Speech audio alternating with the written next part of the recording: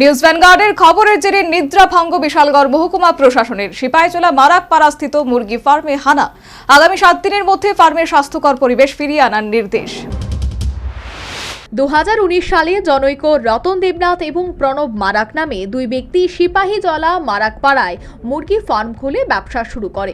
কিন্তু যে সমস্ত শর্ত দিয়ে সংশ্লিষ্ট দপ্তর এই মুরগি ফার্ম খোলার অনুমতি দিয়েছিল, দেখা গেল এই সমস্ত সরকারি শর্তাবলীকে বুড়ো আঙুল দেখিয়ে মাসের পর মাস, বছরের পর বছর ব্যবসা করে থাকে এই দুই ব্যবসায়ী।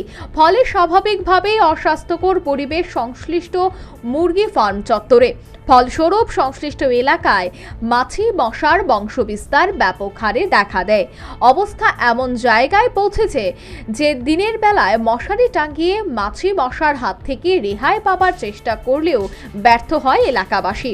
বাধ্য হয়ে সংশ্লিষ্ট এলাকার বাসিন্দারা বারংবার মুরগি ফার্মের ব্যবসায়ী বাবুদের এই অস্বাস্থ্যকর পরিবেশ নির্মূল করার জন্য বললেও অসুস্থতার ঝুঁকির মুখে পড়া স্থানীয় বাসিন্দাদের তারা পাত্তাই দেয়নি। জনস্বার্থ সংশ্লিষ্ট এই স্পর্শকাতর বিষয়টি সম্প্রতি ফলাও করে প্রচার করেন নিউজ ভ্যানগার্ড, আর তাতেই নিদ্রাভঙ্গ হয় বিশালগড় মহকুমা প্রশাসনের। বুধবার বিশালগড় মহকুমা ডিসিএম প্রসেনজিৎ দাসের নেতৃত্বে প্রশাসনিক কর্তারা হানা দেয় ত্রিপুরেশ্বরী মুরগির ফার্মে গিয়ে ডিসিএম প্রসেনজিৎ দাস সহ প্রশাসনিক কর্তাদের চক্ষু স্থির হয়ে যায় ফার্মের অস্বাস্থ্যকর পরিবেশ দেখে। সাথে সাথে মুরগি ফার্মের ব্যবসায়ী কর্তাদের আগামী 7 দিনের মধ্যে সংশ্লিষ্ট অস্বাস্থ্যকর পরিবেশ নির্মূল করতে ডেডলাইন নির্দেশ করেন। ভিজিট করে যা দেখলাম, এখানে তারা যে বিজনেসগুলো করছে সেটা আনহাইজেনিক পদ্ধতিতে করছে। কোনো ধরনের সুইপিংয়ের কোনো ব্যবস্থা তারা করে না, এবং তাদের যে টেনুর যেগুলো আছে সবগুলা নিচে আজকাল দীর্ঘ মনে হয় 2-3 মাস ধরে কোনো ধরনের পরিষ্কার পরিচ্ছন্নতা করে না। আমি তাদেরকে প্রশাসন থেকে এটা ইনস্ট্রাকশন দিয়ে এসেছি যে আগামী 7 দিনের মধ্যে যদি এগুলো ক্লিনিং এবং সুইপিং ঠিকভাবে না করে, হাইজেনিক মেনটেন না করে, যা মানে ওষুধপত্র মেডিসিন দেওয়ার কথা, ব্লিচিং পাউডার, ফিনাইল যা দেওয়ার কথা এবং মসকিটো নেট লাগানোর কথা আমরা ইনস্ট্রাকশন দিয়েছি। 7 দিনের মধ্যে যদি না করে, পরবর্তী সময়ে আমরা 7 দিনের মধ্যে আমার তহসিলদারবাবু এসে আমাদেরকে ভিজিট করব, তারপরে আমরা আইনানুগ তাদের সম্বন্ধে ব্যবস্থা নেব। পরে ডিসিএম প্রসেনজিৎ দাসের নেতৃত্বে প্রশাসনিক প্রতিনিধি দল মারাকপাড়া সরজমিনে পরিদর্শন করেন। তিনি দেখতে পান মুরগি ফার্মে অস্বাস্থ্যকর পরিবেশের কারণে সংশ্লিষ্ট পাড়ার মানুষের জীবনযাপন রীতিমতো ঝুঁকির মুখে। তিনি গ্রামবাসীদের মুরগি ফার্মের এই অস্বাস্থ্যকর পরিবেশ নির্মূল করার বিষয়ে আশ্বাস প্রদান করেন।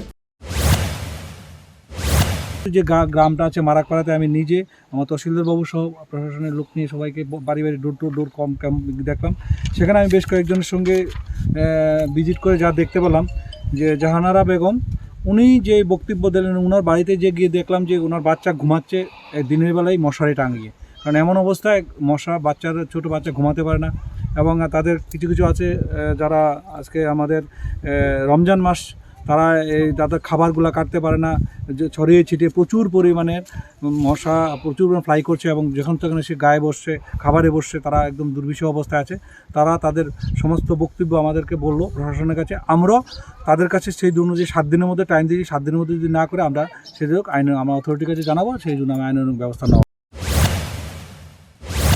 এদিকে সাংবাদিকদের প্রশ্নের উত্তরে অকুস্থলী জানান, মুরগি ফার্মের 500 বর্গমিটার এলাকায় কোনো জনবসতি থাকতে পারবে না। কিন্তু বাস্তবে সিপাহীজলা মারাকপাড়াস্থিত মুরগি ফার্মটির 500 বর্গমিটারের এলাকার মধ্যে বেশ কয়েকটি বাড়িঘর রয়েছে।